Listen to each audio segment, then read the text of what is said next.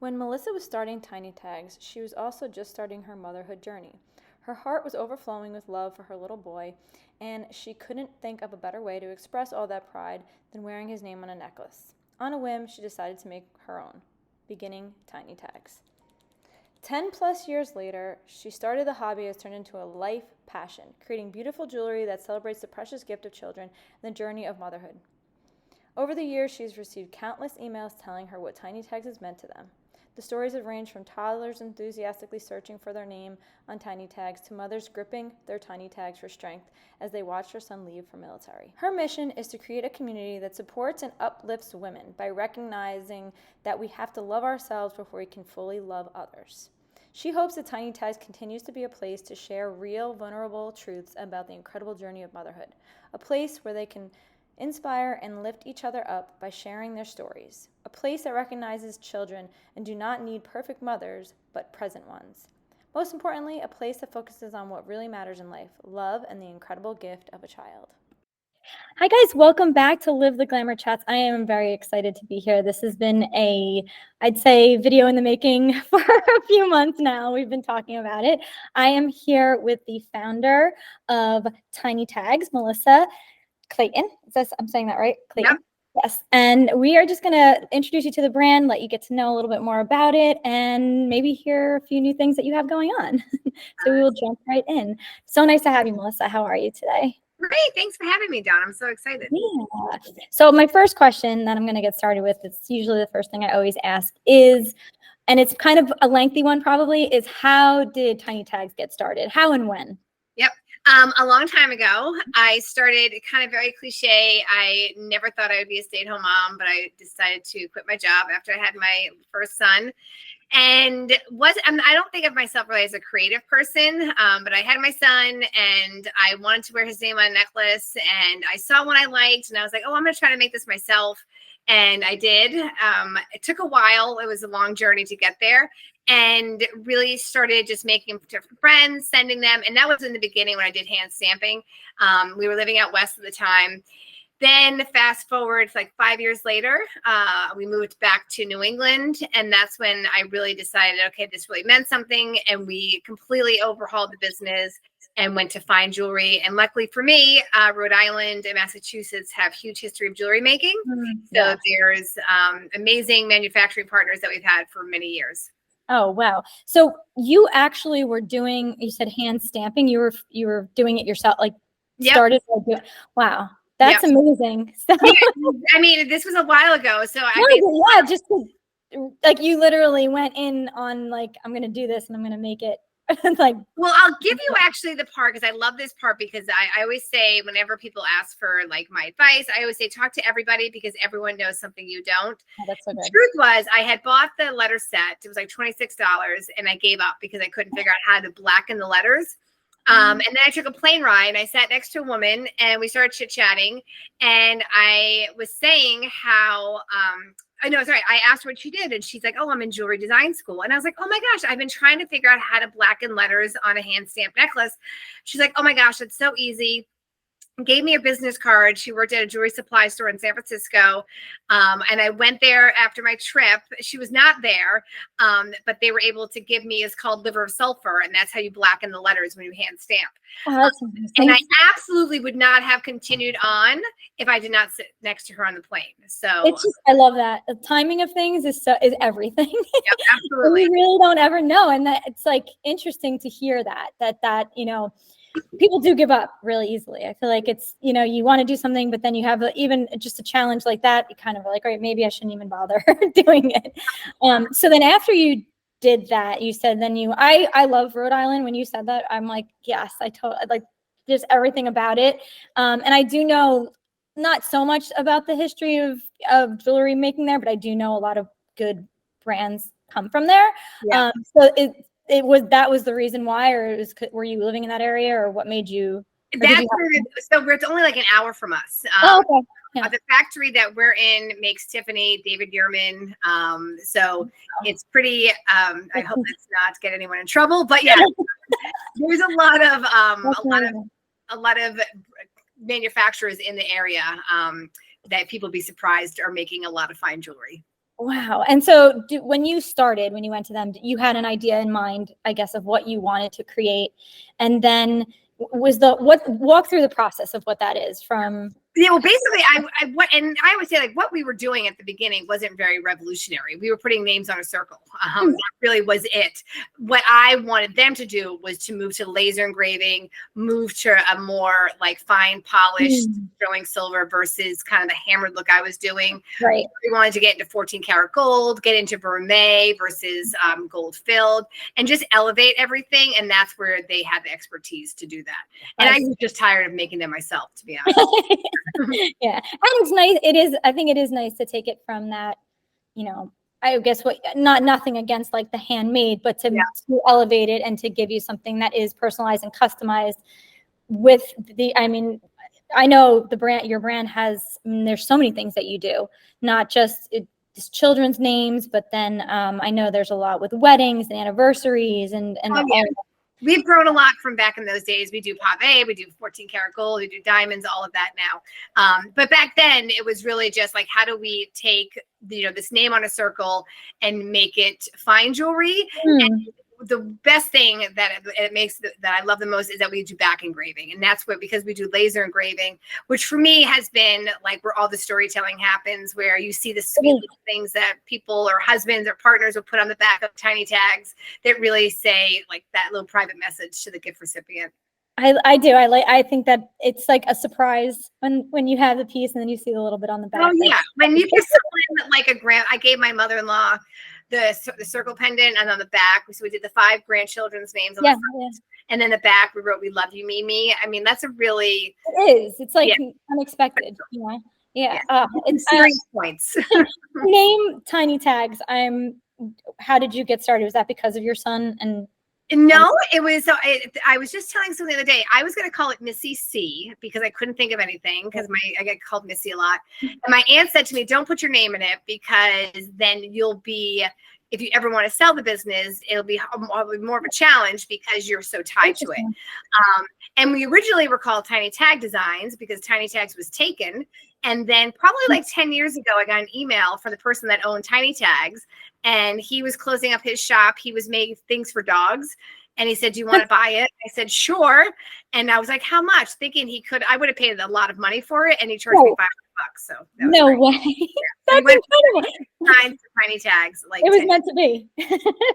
For sure. I love the name. I think it's so relevant to so many different events in life. I feel like you really can put it towards anything and feel like you're doing something special. What would you say, I don't know if this is an easy question, is the most popular go-to style that people are into now? It's very easy. Is our mini dog tags. So our mini dog tags have been wildly popular. And I think, again, it's because moms love having their kids' names. That is the bulk of our business. Yeah. And then you can do the birth time on the back, their birthday.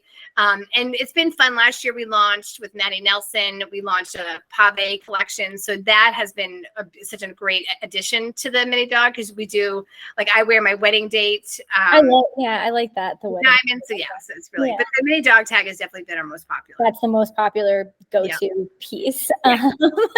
Are you working on anything, I guess, that you would say, I don't know if you can share it, but something new or something in the works that you have that is coming out? We are working for lockets for this holiday, which we're really excited about. So really trying to come up with a classic locket, but then also really wanting to put our own spin on it. So we're excited about that. We've been playing a lot with enamels. So we have some enamel stuff coming out before the end of the year. So lots of really fun stuff in the works. That's exciting, enamels. I feel like, so is that color, is that adding colors? Yep. So we're going to be doing all different colors, and we're hoping to really bring our community in as to what would be the next color. So make it kind of a fun, creative process with our community. That's so fun. I feel like, and I feel like in an elevated way to do it, exactly. on finer pieces of jewelry, but you're still having that playful, colorful look to it. I know. We were saying on our call, we're always so like emotional at Tiny Tags. We're always so like heavy sometimes. We're like, oh, this is a really fun opportunity for us to actually just have a fun piece that you can layer with your other tiny tags. So. And is it just what order are all the pieces that you do? Necklaces? Do you do bracelets too? We do bracelets, we do rings, we do anklets, we do chokers, we do earrings. So I didn't know you did earrings. Yep. So we do. I have like our little heart studs that we have. We do birthstone earrings. We have a little elephant earring. We have a leaf earring. So yeah. and then we're gonna do the enamel hearts also in earrings. So that's gonna be so cute. Yeah. And perfect probably for Valentine's Day timing as well. Yes. And holidays, yeah. And holidays, yeah. Have you had any I guess requests that were like strange or something that you said, oh wow, I never thought of it, but then like became something more popular that you did but didn't think of it, but a customer came with it? Yeah, well, a lot of our story charms, which are little like 3/8 and 1/2 inch, are different symbols. A lot of those are from our community. They've asked for rainbows. We actually just had an email from a mom wanting something to recognize preemies because her little one was like less than 2 pounds. Oh, and wow. it's such a unique part of her storytelling and her journey that she really wants something to signify it. Yeah. So we have like the autism puzzle, we have the rainbow, and all of those pieces have been because our community has asked for them. We've been getting a lot of requests for men's jewelry, which I know is a thing, but I'm not quite there yet, to be honest. Are you not doing men's yet? No, not yet. I feel like maybe a bracelet. I feel like some guys are into bracelets. Like that's what I was thinking. I mean, I don't want to ignore our dads.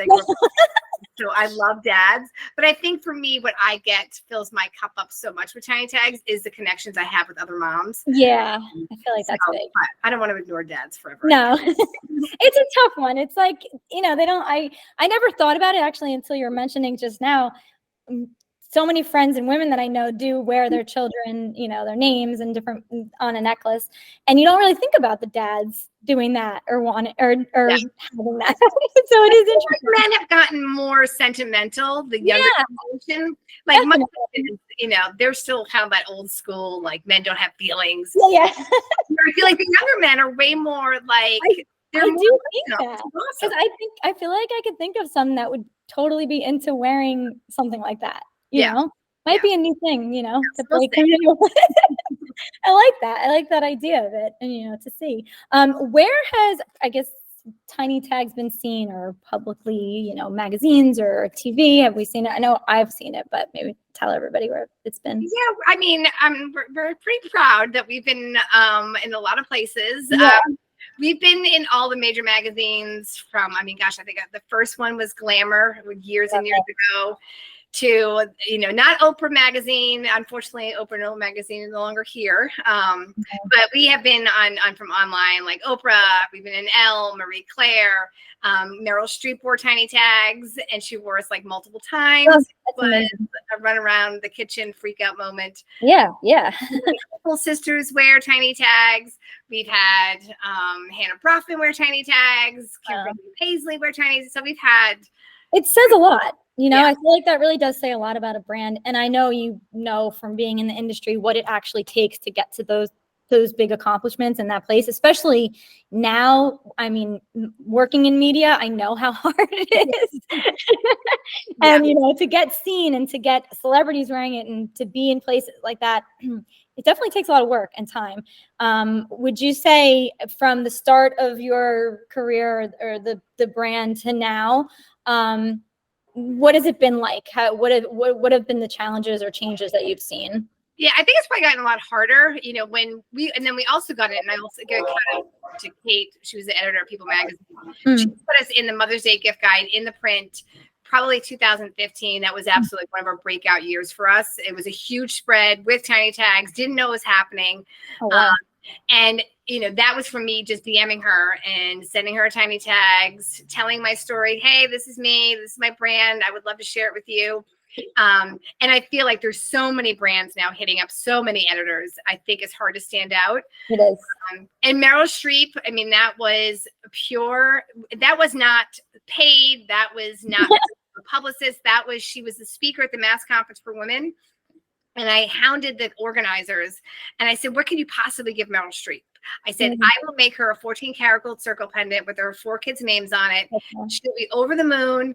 And I got there the morning of the event. I made sure the right person was going to get it. And she genuinely put it on herself because I think she truly was a mom that probably just missed her 4 adult children. Yeah, yeah. And then she happened to wear us for the Washington Post photo shoot.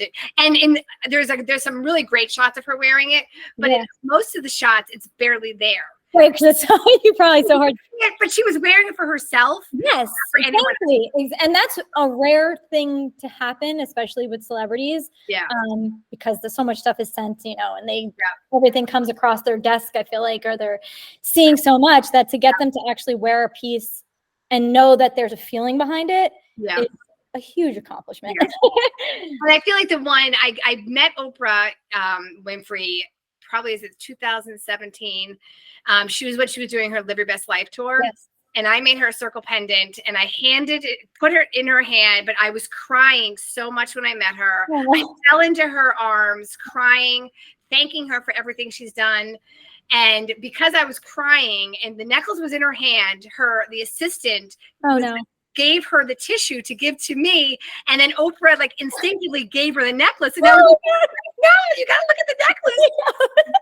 But then because I hounded so many people that worked at Oprah Magazine, Robin Nazzaro, who I finally got to meet in person, was so lovely. I sent one to her and she's like, I promise you, I stopped her in the hallway and gave her the necklace because I remade it. Because that she didn't actually probably look at it. So, but I mean, Oprah has been such an inspiration for me and like so many people. So though she didn't actually wear it, I know it got in her hand. Yeah, so. And she has it. I love that story. I think for other brands or young people that are pursuing any type of business or creating a business, what you're saying is so relevant because no one really knows that part of what you have to do for your brand. I mean, you can hire publicists and marketing, you can hire everything and you do need it, but I think it takes that perseverance and wanting so bad to get it into, the right places and to the right people, that these are things that you have to do that no one realizes that you do as a brand owner. I say it all the time. Yeah, and I think it's important for brands. I was just on a call with a woman today, how the editors, we got a feature in Inc. magazine. It was digital, but it was still a feature on Tiny Tags and my story. And she even said to me, she goes, I answered your email because it was from you, because she gets so many emails from PR firms. Yeah. We had a PR firm. I love PR firms, but when you're on a small budget, you can be your best PR person sometimes. Absolutely. I agree. When I started my career, it was very similar and I was working with, I just, you try so many different methods. Yeah. Getting out there and building your brand and building your business. And the budgets get really, especially with PR, it's great, but then there's a lot of money you're putting out. And I think especially now that authenticity of you being behind it, makes a difference. I even know for me, just being able to communicate with you directly and set this up was like, wow, you really feel like, the person wants to do it, the brand wants to do it. And it's not just like, a publicist just trying to push people to do things. And I think that makes a difference. And I feel like there's so much to be said for that. Even though it does take a lot of work and not always have the time to do but and hustle. It's like old fashioned hustle, like not picking up. I would say we all know how clogged our DMs get. Oh yeah. DM again. Just DM. No, you do. And you have to follow up and return. Yes. And eventually it works. I know, I'm in that process all the time. Yeah. So it's nice to hear, and I feel like it gives you or other people the confidence to say it's okay, you're not doing anything wrong by continuing to ask or talk to people. How do you feel about, from that traditional media moving now into more of this social world and this digital time? I think I would say since it really, for me, I think noticed it's 2018, 2019, since then it's been this big push into this digital side of things. How do you feel like it's been for your brand? We started off with, it's not like we ever had a storefront. So we've always been sort of organically on an online business. So for that, it's been great for us. You know, I feel like it's a little bit, I love magazines, so I am sad to see like InStyle no longer be here. Like I loved all those magazines. I do feel like it's easier for a brand. I think it's easier. It's harder to stand out though, because I think those gift guides now are just, there's like 50 and it's like, you know, you get in on Oprah online quite a handful of times, nothing moves the needle anymore. No. I say that so much. When I first started doing TV, I would have brands, I would feature brands, and stuff would sell. The brand would call me and be like, oh my, like they couldn't keep up. Stuff would sell. Yeah. And now, you know, I do the TV segments and it's great exposure. And you know, how many times you hear that word all the time. It's exposure. And if there's 2 sales, it's a big deal, which to me is wild. Because I remember a time, you know, 2013, 14, when anything would be like, get ready, it's going to sell. And now, you know, it's very different. Yeah, and I have absolutely seen that. So we have been on TV, like we've been on The Price is Right twice, you know, which is great. Cool. Yeah, that's so cool. We were on, Kathy Lee gave a huge shout out to us. And it's amazing to me how little it moves the needle. And I think it's because we are so inundated with content wherever we go. Yeah, and this is not a shameless plug, but I was on Shark Tank for an invention I have. I should tell you. It's called the mat. It's whatever. Oh, that's so cool. It's a collapsible mat that lays over your bathroom sink to create a counter. I went on Shark Tank, and I also was on the Today Show for it, right? When Matt Lauer was on, when they had the next big thing. And I was like, I'm going to be a millionaire. Like, we're going to sell millions of these things. And it doesn't happen. And I think it's because there's just so much content out there. I agree. We're just overloaded. So I completely agree. Yeah. And I mean, I know for me, I've been just figuring out new ways with who I work with and how, you know, the way I do everything. I'm like, what is the way? And I think even with the whole influencer side of things, it's great. But even that now seems to be like, you really have to know who you're working with. And, you know, the big ones, I think people care more about for just who they are, not necessarily if they're wearing a certain product or anything. And then sometimes, which I've noticed, some of the smaller ones, there is some traction only because that people are maybe paying attention. But even that side of things has been interesting. So I always like to hear what, you know, how brands feel about social. No, the influencer thing, I think for us, you know, back in the day, you know, I would send a necklace to everybody, and now it's like the one and done. Work. And this is my other, I was talking to another small business owner this morning. I said, and this is where I love Tiny Tags so much, is I feel like our community and our customers are probably one of the best ways that people hear about us. That's awesome. Why is we have 2 US-based customer service people that are part of our team that I talk to every day, because by giving amazing customer service and actually like caring, I email customers, I am so sorry that this happened or that happened. I email to follow up when I see a great review come in. That goes a really long way, and I feel like that can get forgotten sometimes. No, it does. It really, honestly, I think it really, really does, especially in a world where you don't get that type of attention a lot of the times, and there's a struggle. I know for a brand, a brand that I purchased something from, and the sizing didn't fit me. And we went back and forth, and I was nervous because I'm like, oh no, like it went through like 3 different returns back and forth. And they were I spoke to someone, it was direct, it was all through email, but it was so smooth and they made it so easy that I ended up going back and telling a couple of friends, like, go if you want, like, this is worth it. Right. You're not going to get stuck in this weird place where, like, you know, okay, you did this and then you don't hear from anybody, you know, there's none of that. So I think that having that and American-based customer service is even bigger because you know that you're talking to someone. And they're part of our team. Like when we have our annual summit, they're coming. Like they are part of Tiny Tags, and their input matters. What are they hearing? What are they, you know? And they probably hear a lot. Honestly, you probably get a great feedback. And I will say I clicked, and I'm not a huge shopper actually, and I went through and I bought these 2 dresses online. The dresses came to my house. They came from DHL, so they came from overseas. They were so horrible, and they were like probably like 150 each. Yeah. I go to return them. They're like, oh no, you only get a store credit. And It's like terrible.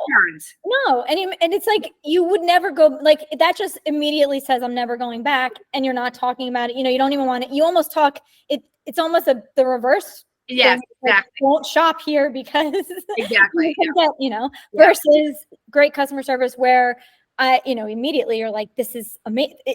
It's so rare feeling that when you get that, you want to tell everyone. And that's why, like, I think when it comes to working with influencers, and we've worked with Maddie Nelson and Lindsay Gerb. We've done collaborations, and they have been so successful because we were already aligned as to who we are, as me, Maddie and I, Lindsay and I, we know we've gotten to know each other, and we like authentically connected. And that's why, because it wasn't forced. I agree. And to me, that making sure you're aligned with the right person, and it's not just a money grab. They care about the success of both brands. I think it's really important. And I think then they're more likely to really want to talk about it and share it. And it's not just like, hey, look at, I'm wearing this, and then that's it. Right. Yeah. For sure. Yeah. Where, I guess, tell us about shopping online and finding your pieces, and where you are everywhere. Sure. So we're obviously at tinytags.com, and our Instagram is at tinytags. My personal handle on Instagram is Melissa. Melissa, I should know this. I've been doing a lot more with female entrepreneurship. I've noticed. I love that. I think that's it's Melissa R. Clayton. I'm like, where did the R come from? I'm going to put everything in the description too for YouTube, so they'll have it. But but anyway, we have our website. We also sell on Nordstrom and Pottery Barn kids. Oh, I didn't know that. Really, our website is where everything is. So. Where it is to find everything. Do you have any special, anything special going on for the summer or coming into the fall? We're planning on launching the enamels. We're hoping that's right. By in mid-September is the plan. The enamel hearts, and those are adorable. So we're really excited about that. And then hopefully lockets will be before November 1st for holidays. So. Oh, I can't wait to see that. I feel like I love lockets. I think they're such a nice piece. I know. I know. Now my kids are getting older, and I never see them. I actually want their picture. Oh, you don't? Yeah, no, it's so true. Thank you so much, Melissa. This has been such a good, informative conversation with you and learning more about the Tiny Tags brand. I think I love opening up to brands and hearing the personal side of it, because I think that makes you really feel more invested in the brand. So I thank you so much. My heart and soul, that's for sure. Yeah, it works for Tiny Tags also. So we oh, I love that. Here. Thank you so much, everyone. I will have everything in the description, so you'll be able to find links to the Instagram and the website to shop. And I'm going to say, if you do shop, make sure you tag us so we can repost it. I'll repost it, and I'm sure you guys will check it out and see it too. Absolutely. Thank you so much. Have a good day. Also, thanks.